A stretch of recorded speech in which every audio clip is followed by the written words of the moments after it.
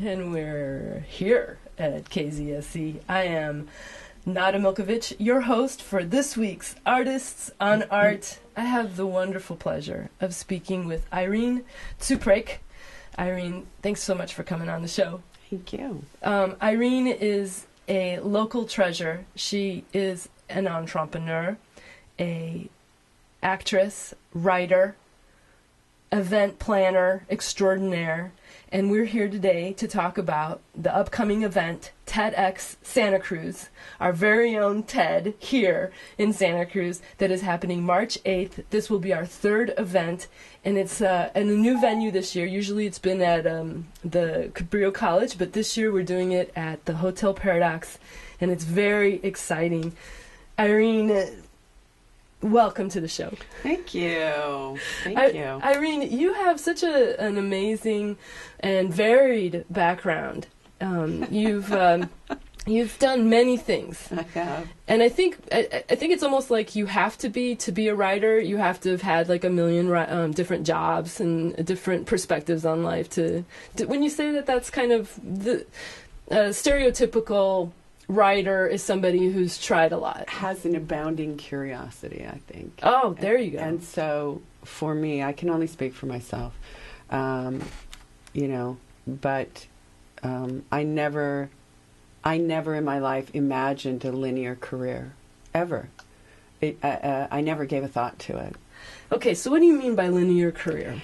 There was a while in college when I was really involved in politics and journalism, and Washington was really appealing to me, and I had a personal setback. It was a broken heart. I had a broken heart, as many of us do in college. We're having those really serious relationships. Anyway, it didn't work out, and so as I was considering the idea of law school, because I had two uncles who were very prominent lawyers, I came out to California for a year, and I worked as a firefighter. I took a job as a firefighter, a wildland firefighter for a year, and something in me deeply, deeply changed in that experience. There was something about working so hard alongside people for 12 hours in physical labor that when it was over, you could just lay down in the dirt and go to sleep. And you didn't take anything with you for the next day. So working as a journalist through college and, the pressure of deadlines and, the interviews that had to be done, the copy that had to be written, the stuff that had to be laid out, I had the first experience of the beauty of physical labor and the simplicity of it. And that combined with nature, of course. I was hiking the Pacific Crest Trail for a living. Wow. Doing rip-rap, dry masonry rock work in Yosemite for a living. And it changed me completely. I had no desire to work as a lawyer. I had no desire to sit at a desk after that. So what was your next kind of career? Well, that was funny, right? Because suddenly all the things that I thought I had wanted to do, I wasn't going to do anymore. I actually did take a job as a news editor for a small weekly newspaper in Southern California in the mountains above Palm Springs. I did that for about a year and a half. And then I moved up to California. My husband took a job, to Santa Cruz. I moved north. My husband took a job in Santa Cruz. And I began to get fascinated with computers because my next door neighbor worked, I can't even remember the company he worked for. It was a long time ago. But he started teaching me about DOS. And, as a writer, the idea that you could, have all of this copy in one place and not have to correct it, and it was really fascinating. So I kind of started learning about computers like everybody in this area did. We were right next to Silicon Valley, and I began writing. I was still doing some political copywriting for, city council or people like that, and I got into small business development through that. I mean, somebody asked me, would you help me write some copy for something? And I went in and I said, you really should have a database. Well, what is that? You really should have email. Well, what is that? Fax machines. I mean, all of it was evolving at that time. So I just kind of was in the right place at the right time, got into small business development, and ended up doing that for the next 15 years. And then you also did event planning? Well, what happened was an event planning company in the Monterey area asked me to help diversify their business. And that, I wasn't an event planner, but I had to learn everything there was to know about their business as I helped them diversify. And it was sort of like the golden handcuffs, because I had started acting at the same time. Had a head-on collision, almost died. And in that moment when you go, holy macaroni. Holy macaroni. Life is short. This could be it. Yeah. Wow, there's some stuff I really want to try. I haven't tried before, and acting was one of them. And so I'd started acting, and I was around a lot of theater production at the time. And so event planning, I found a space that was really, interestingly, like the golden handcuffs, because suddenly I could be curating content for 150 tech CEOs and be in the room with tech futurists, and they wanted to have a really great party that night too. So I could curate entertainment. I created experience. I think I was doing experiential events way before anybody else was doing them. So what would happen is sort of a CEO would look around the room and say, my God, 20 men are crying. What is going on in this room? And I'd say, well, community just happened. So, I could produce, I could write, I could be involved in business and technology in Silicon Valley and on the cutting edge of all of that. And I could travel to Italy and Scotland and China. And so, even though I didn't see myself, and still to this day, I wouldn't say, oh, yeah, I was the CEO of a meeting planning company, but I was. And but it really, I got there. It was not a linear path.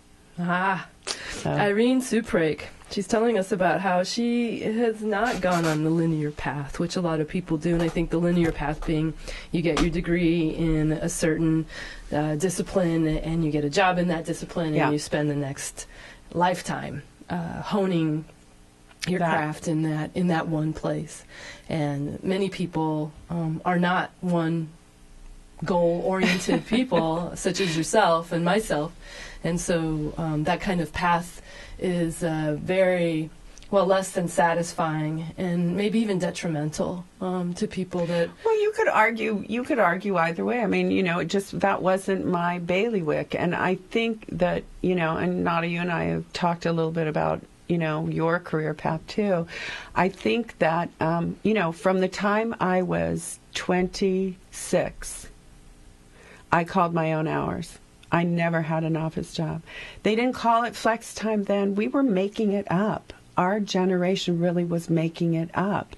And we were like kick-ass women who said, listen, I can run your company, but I have a baby. So I need a fax machine that'll take an hour and a half for a contract to come through at home today because my baby's sick. Right. So it's interesting because I've watched over the last 3 decades that technology emerge, and now you can start a company literally in an hour. In your bathrobe. In your bathrobe, at the which kitchen I table. often do. So yeah, and that brings us to TED, because really my first exposure to TED was working with a meeting planning company in the Monterey area. And we were providing logistical support for this mysterious conference called TED. And everybody was like, well, is TED a guy? Is it a guy who's putting it on? Or Where's what Bill? is it? Yeah. And that was 1984 in Monterey at the Monterey Conference Center. And TED stands for Technology, Entertainment, Design. And it was a conference designed by this visionary person who wanted to provide a platform for ideas worth spreading, for brilliant ideas across really almost any discipline. Right, thank you. And so TED was at Monterey for many years. It became, after a few years, it became an annual conference. Yeah. And it had invitation only. That's right. Curated attendance. And you would see Al Gore and Bill Clinton and Bono and the crazy scientists and artists and all of these people going to this little conference in Monterey that nobody really knew about because it was privately curated. It was brilliant, brilliant stuff. And so eventually Ted realized that perhaps there was these ideas that could be shared with the rest of the world. Well, I think, people, hard to hold a good idea back, right? Right. I think the buzz around it just got bigger and bigger and bigger. And, when something is slightly exclusive, makes you want it more. People want it more. So now you have people kind of angling, could I speak at TED? Could I attend TED? And, I think it was a natural evolution that this became a medium, that these brilliant ideas were passing through, and synergy began to be created in the audience because you had people who had money and could make things happen. So these brilliant ideas, these people would come up with this little slideshow and, show what they were doing, and suddenly they would get funded. Yeah. And so the TED conference was in Monterey for quite a few years. Then they realized that they wanted to share the videos of the speakers. Well, actually, the conference kind of outgrew Monterey. Right. There aren't any huge facilities, so they were very limited in the number of people who could attend. So they moved out to Long Beach, and it went. 1,000, 1,200, I think 1,400 attendees were actually in the building at the last TED. But these talks were so inspiring, and the technology got better and better and better, right? And YouTube emerged, right? All of this began to emerge, and so I think it was like water, right? It naturally found its way to the source.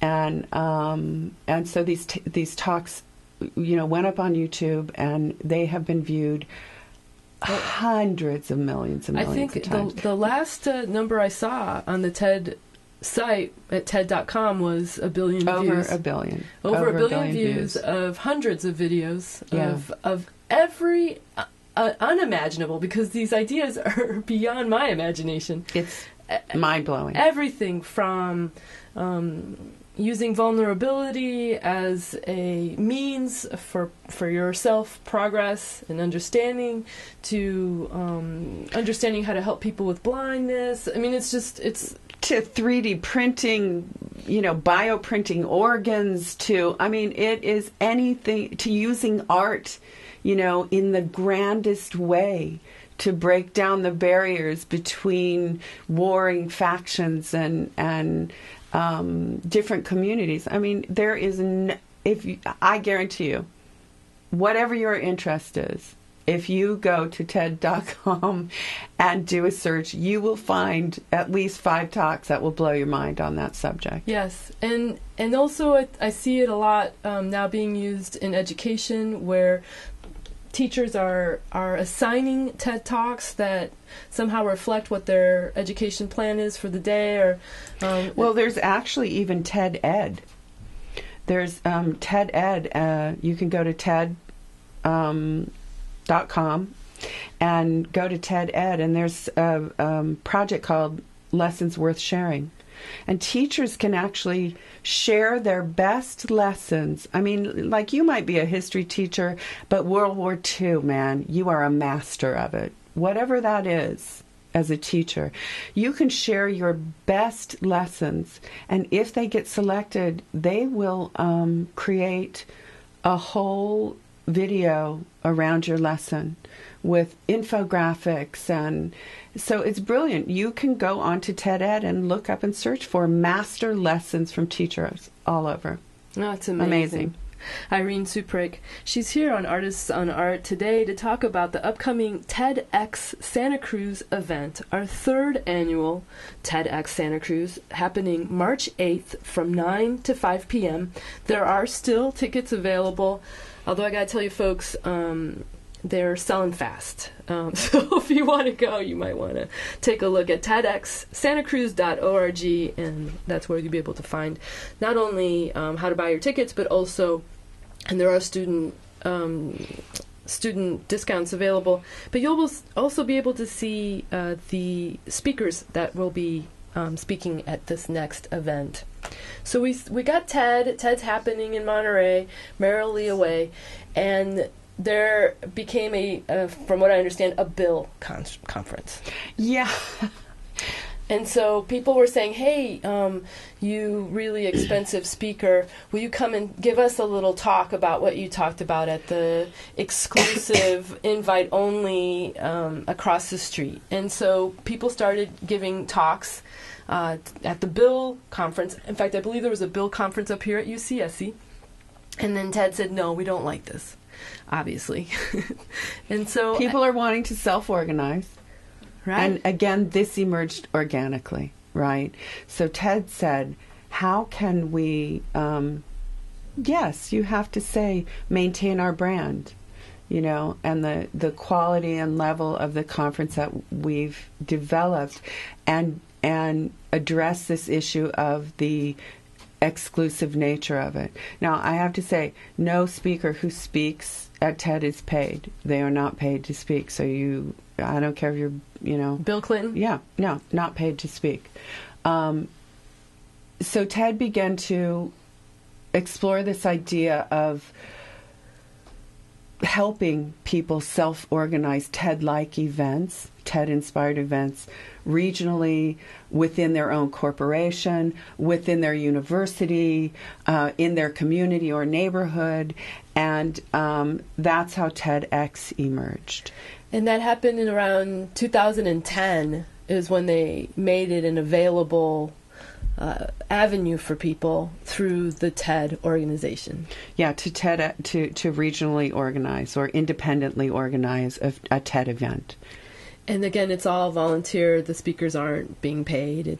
Speakers aren't paid, and the organizing committee isn't paid. And it is a labor of love. It is a labor of love and passion, and it's not. Listen, all kinds of wonder. I think it's interesting because I think TED has spurred the emergence of all kinds of platforms for people to share their ideas, their art, their inspirations. The Pecha Kucha, which is happening, the next one, folks, if you're available on Friday, the next one is happening at the MA.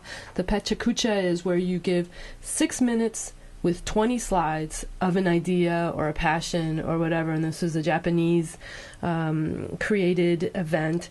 And if you want to look at artistsonart.com, you can see Crystal Burns, who's one of the co-organizers of Pecha Kucha Santa Cruz, talking about Pecha Kucha. In fact, one of the people who will be talking at this Friday's event is Paul. Paul does these beautiful giant beach peace signs. He's a sand drawer. Anyways, it's a beautiful. So we've got it's spurred on many different organizations in which to... Well, I think it began to get people talking in groups again, and not just... the thing about TED is it's not just about the speaker on the stage and a passive audience. Many times the audiences are curated too, sometimes more highly than others.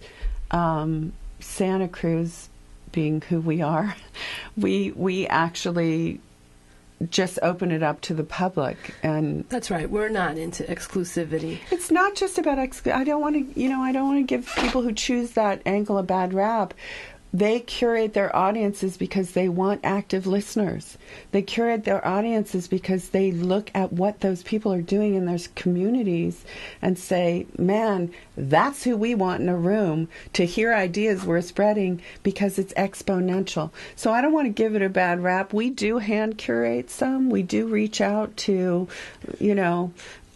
some of the mayors and the political movers and shakers. We and university folks. I mean, we do hand curate some, but it is open to the public here. So the experience of TED is not just about who's on stage. It's about who is moved in the audience. Maybe it spurs an idea that spins off somebody else's, or maybe you get behind the work that person is doing, and that's always what you've wanted to do. It just gets people who are showing up in our community talking to each other. Yeah, and they're the ones sitting next to you. And that's so right. They're the ones you're going to get to talk to. And there are now, TEDx, these TED experiences that are localized through TEDx. There have been 1,400, 1,500. There have been, thousands of them now. There was a TEDx Fukushima 7 days after the disaster, where they were reaching out to the world. There were TEDx's in the Arab Spring uprisings. There were TEDx's going on, with people covering their faces. There was a TEDx, was it Rio? Where it was all taxi cab drivers. They just wanted to have the audience full of taxi cab drivers. Oh my God, I love it. The first TED was actually held at an archaeological site in Greece. And it took place with 50 volunteers and 18 speakers in an ancient theater to talk about the future of Greece and the world. Wonderful. And it's First everywhere.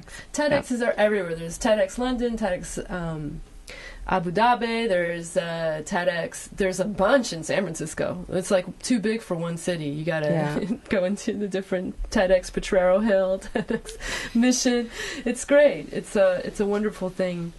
We're going to take a little break and come back and talk some more with Irene Tsouprake.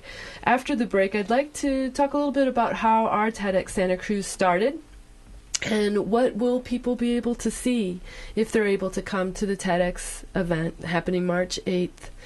We also have on TEDxSantaCruz.org, we have all of the videos of our past speakers, and so you will also be able to re-experience, if you didn't, or experience for the first time, some of our speakers. Many of them are from Santa Cruz, but not exclusively. So if you want to sit back and relax a little bit with a little Cesaria Evora, and we'll be back in just a few minutes with... And you're listening to Artists on Art on KZSC Santa Cruz.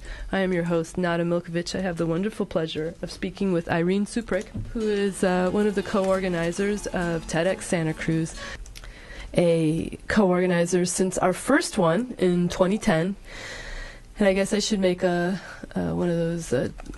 I am also a part of the TEDx Santa Cruz and have had the pleasure of beginning with them in 2010 as a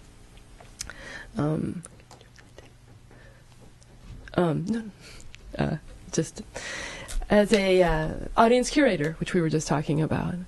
So Irene, tell us, how did TEDx Santa Cruz happen? How did TEDx Santa Cruz happen? Well, a former Cabrillo College professor or teacher, David Warren, heard about TEDx and was passionate about the TED Talks that had been,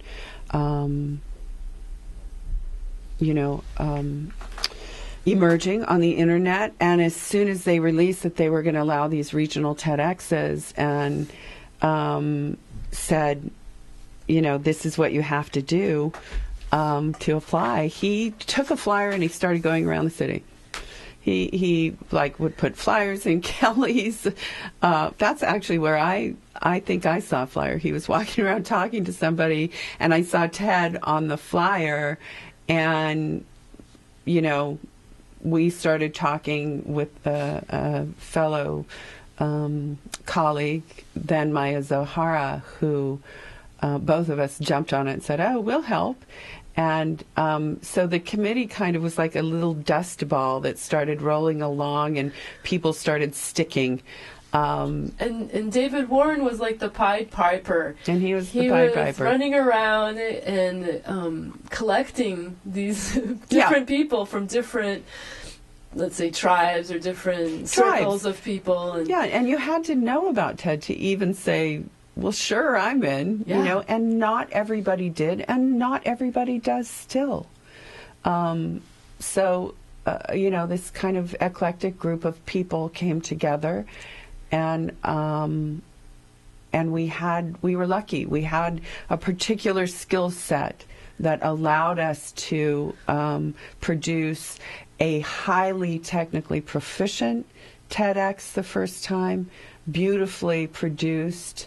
Videos by John John Luini from Chime Active, who had his own production company, became one of the core organizers.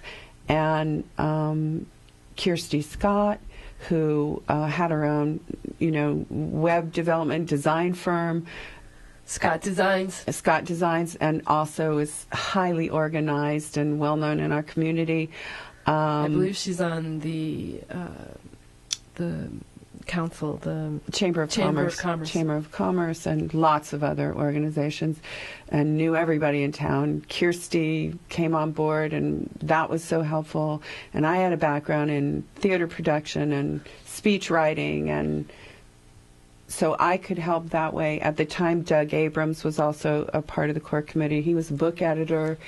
So we had this really interesting group of people who had a skill set that could produce this quickly. The production end of it, John and I had a lot of experience with. But something really magical happened in the curation process. And what happened was, we had no roadmap for it. We didn't know how people did it. What happened was we decided we would talk to a speaker about what they wanted to talk about, and then we just started buffeting things around. And there was an application process. There is an application process, and the curation process. We should mention that, because Santa Cruz, the first year, we had over 125 speakers apply, and being very democratic and being who we are from Santa Cruz, we wanted to get everybody a chance to tell us what they wanted to hear, and it almost killed the four of us on the curation team at the time. And the next year we laughed and said, what were we thinking? We can't talk to 125 people. But, it's difficult, right? Because you want to open this up to the community. And even this year, for instance, we had over 125 speakers apply. And we had this wonderful launch party at the Hotel Paradox, one of our sponsors, and people got to come into the video booth. Nada, you were so wonderful creating this video booth for people to come into and talk about what their idea around Activate was. And scores of people came in. We had hundreds of people, a couple hundred people apply. So the interesting thing, and what I want to say to our community with so much love, is thank you. So much gratitude. Thank you for showing up. Thank you for being excited about spreading ideas in our community. Thank you for sharing your ideas. If you were not selected, I just want to say there are so many forums to share your ideas. TED has some very rigorous rules around the talks that go up on stage. And so the work you're doing in the world might be incredibly wonderful. They're looking for the most innovative, different, or a different take on an idea worth spreading. So please know it's highly competitive, and we love you for coming out and giving us your ideas. And if you didn't get selected, please come to TED and, share in the audience on the breaks, because that's what it's about, getting involved with other people who are doing amazing things. So we had this TEDx launch event at Paradox Hotel. Right. We had many people give us their video pitch for the idea. But unfortunately, like you're saying, there's a forum, a format of TEDx or TED that isn't conducive for all talks. And so what would you say is some of the criteria that people should have in mind if they're inspired today and want to pitch us for the next TEDx Santa Cruz? Well, I would say, look, we're looking for a day. When we curate that day, we're looking for, unless we pick a theme like neuroscience, in which case the entire day would be about neuroscience. We're looking for a variety of talks across a broad spectrum of disciplines. So Santa Cruz, as you might know, is quite heavy on, physical health and well-being, yoga, personal life coaching. There is a lot of that in our community, and it's one of the reasons we all live here. But we can't put 15 talks about that on the stage. We also have UCSC and scientists, astrophysicists, people in the Human Genome Project who are doing the most cutting-edge work in the world. Santa Cruz is 4th in the nation per capita for patents filed. So for such a little town. Absolutely. We're like amazing. A little engine. We also have incredible artists, musicians.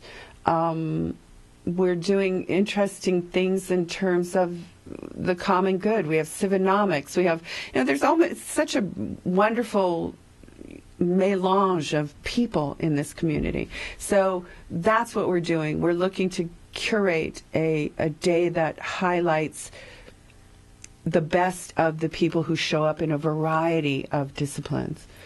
So can we go through some of the speakers that have been chosen and that people will be able to see on March 8th? Sure. So we have, again, a very broad palette of disciplines. We have scientists, we have community organizers, we have some artists. In fact, Andrew Perchin, who is a local painter, a person that paints. He's also a therapist, but he paints site-specific places for memorializing those places, for working through. Perhaps it's a place of violence, and so working through maybe some trauma. But he does live painting, and he will be live painting at TEDx Santa Cruz. He will. So you'll be able to see an image of the flavor of what's happening in. Right. The interesting thing about a day like TED, and we found out the first year, there were just so many speakers. We tried to include as many as possible, and I can only say that my brain died a little bit that day. Oh. Everybody's did, right? It is so dense, the ideas and the passion and the energy and the things you want to talk about with the people sitting next to you. It is so dense that we really realized we needed more white space to just let our brains and hearts and minds absorb some of the things we'd heard. So when you say white space, you mean just kind of a place of no content? Not necessarily no content, but the places that we go when we want to self-express in the most artful ways, that we can sort of sit back and be passive and watch somebody else perform and give us some breathing room around music or around dance. And so last year we curated some amazing artists into the day. Sid Perlman, a renowned choreographer, who just did this beautiful piece about the stumble and the stutter that eventually will come to all of us in our physical bodies. And it was wonderful because it wove into a talk by a triathlete, an Ironman athlete or Iron woman, world traveler and writer Terry Schneider's talk about how she was a professional athlete and she hurt herself and she had to stop and hold still somewhere, and it happened to be Bhutan.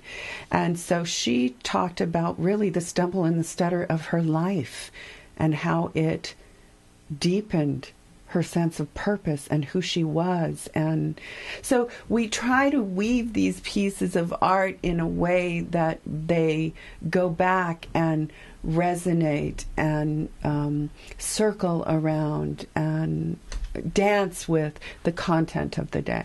Okay, so we got Andrew Perchin for our upcoming March 8th event. He'll be painting. He'll be one of the people who gives you some white space. But we have... well, I want to say there's a U.S. Navy captain, Captain Wayne Porter. I feel like he's sort of setting the table for the day. And Wayne actually was asked by the Joint Chiefs of Staff to write a national strategic narrative about security and the future of our nation. And if you think about that and you think about the Joint Chiefs of Staff, you might think that, they began to talk about where our navies should be positioned and how many more jets we need. And actually what emerged in the narrative was such an shocking. Well, it is to me. Maybe it was to me too. Was such an interesting, progressive perspective about really redefining what security even was. And so, you're going to hear him talk about things as simple as localizing food and water management. And now, that we've been doing in Santa Cruz for a long, long time. We've been having that conversation, and I don't want to give anything else away. I just want to say it sort of blew my mind what emerged in this narrative. So I feel like he's going to sort of set the table. What does a national narrative look like? And how does it relate to us on the local level, in local communities? Because he's been hired or brought by Salinas to take a look at this narrative on the Salinas perspective. Well, taking the narrative that emerged and applying it to local communities, and Salinas will be doing that with Captain Porter. Captain Porter. Who else is going to be there, Irene? Well, we're talking about, I like to say it's the macro and the micro, the macro and the micro, outward and inward, outward and inward. So you have Captain Porter talking about a national narrative and what that looks like. And then you have somebody like Mark Lakeman, who is the co-founder of something called City Repair Project. And he actually is talking about what happens on the local level when communities actually have domain over their environment. So if you really want to talk about radical democracy, then you might be talking about a community that says, the cars whizzing through this intersection need to slow down. They don't feel good. It doesn't feel good to us. And so we are going to paint a gigantic mural in the middle of the cross rocks of this road and put in a mini library on the corner so that people actually stop and commune in this area. And he has actually worked in the city of Portland, and they have just done radical, amazing work around giving communities taking the idea of democracy down to actually your neighborhood or community, and what happens if you take over domain of that. It's wonderful. Amazing. Yes. And Nicole Crane? Nicole Crane, amazing. Again, you have to talk about what happens when people actually begin to talk about each other and crowdsource the wisdom in their tribe. And that's literally what she is talking about. She's a marine biologist who and is a faculty member at Cabrillo, and she's working in Micronesia and working around the idea of sustainable ocean management. And what she found when she went there was that the tribes had been managing their parts of the ocean in a very specific, sustainable way. And so she really kind of listened, and she began to encourage the local tribes to sort of reassert themselves in terms of this historic ocean management. So, for instance, if somebody did something wrong in the community, they might not, the tribe might tell them, well, you can't fish your area now for a month. And so naturally that part of the ocean would sort of revive itself because it wasn't being overfished. Well, and I don't want to, believe me, I cannot do justice to the work she's doing. You'll have to come and listen to her, because what's emerged is the tribes are now talking to each other and really going back to the future for sustainable ocean management. So they're using the wisdom from their ancestors, yes, to help sustain the ocean today. Yes, and working in community. Their livelihood and their actually survival. These are very small islands. Yes. You have Jessica Delgado. Jessica Delgado. Oh my gosh. Oh my gosh. Oh my gosh. What a powerhouse. I'm going to start crying just thinking about it. Jessica Delgado, we try to, we look at a lot of different things: economics, social justice, the environment, marine biology, neuroscience. Things begin to emerge. Jessica Delgado is a badass public defender who Santa Clara County. Who works in Santa Clara County. And she is going to be on stage talking about freeing prisoners who have been incarcerated for life for nonviolent crimes through the 3 strikes laws. So the 3 strikes you're out laws were considered unlawful.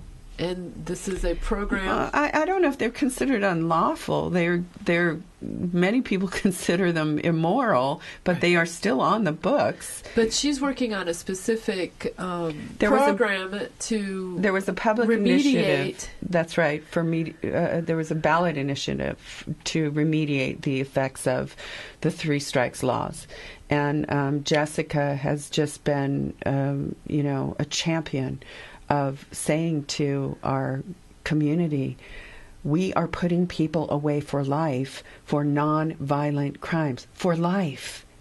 And so she's going to actually be on stage with a couple of the gentlemen she's freed. Oh. Dave Gomez, who spent 18 years in prison for car theft and was in for life and is free now. And Dave's going to be on stage with Jessica. And she has Bilal Chapman, who was sentenced to life for selling drugs. And, These people were in jail looking at never getting out. Yeah. And this woman helped them free. She freed them. She freed them. And extraordinary. It's going to be a really powerful talk. That is.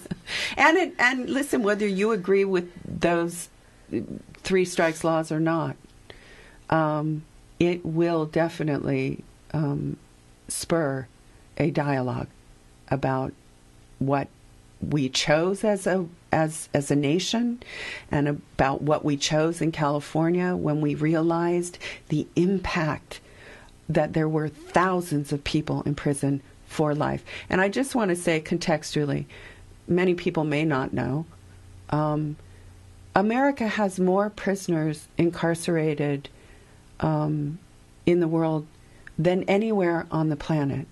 We have 24% of the world's prison population and 4% of the world's general population. There are millions of Americans in prison. Just in 1978, there were, let me think about this. I don't want to get it wrong. I may be wrong, but I want to say 300,000 prisoners in America in federal and state penitentiaries. And just 22 years later, or 25 years later, we're talking over 2 million. So this is whether you agree or not, believe me, this talk is going to spur some dialogue and inspire you to be thinking about the mass incarceration that has taken place, the privatization of prisons in America, the commercialization of prisons in America, incentivizing keeping people prisoner in America. Irene, we only have a couple more minutes. Irene Tsouprake, co-organizer of TEDx Santa Cruz, can you give us one more person that will be speaking at the March 8th event? Gosh, we have so many. Locally, I want to say we're going to have Wallace J. Nichols. J. Nichols, who's a scientist and community organizer who had an idea that if we looked at the neuroscience of our minds on the ocean and what it is about the ocean we all love, we live here for a reason. There are billions of dollars spent for people just to live near the ocean. We understand that there is value to it. If we looked at the neuroscience of that and looked at our minds on the ocean, could we use that data to inspire people to want to love and save it more? So he'll be doing a talk around Blue Mind, his work, a book he wrote, and around your mind on the ocean, what neuroscience is telling us about that. Irene Tsouprake, thank you so much for coming on Artists on Art and to talk to us about this amazing event that we have here in Santa Cruz. I can't tell you how much I love it. Obviously, I do, because I volunteer as much time as I can for it. March 8th, Hotel Paradox, from 9 to 5. There'll be a break for lunch, and there'll be breaks throughout the day, this white space that we've been talking about. And there'll be an after-party cocktail in the Solare bar and lounge there at Paradox Hotel.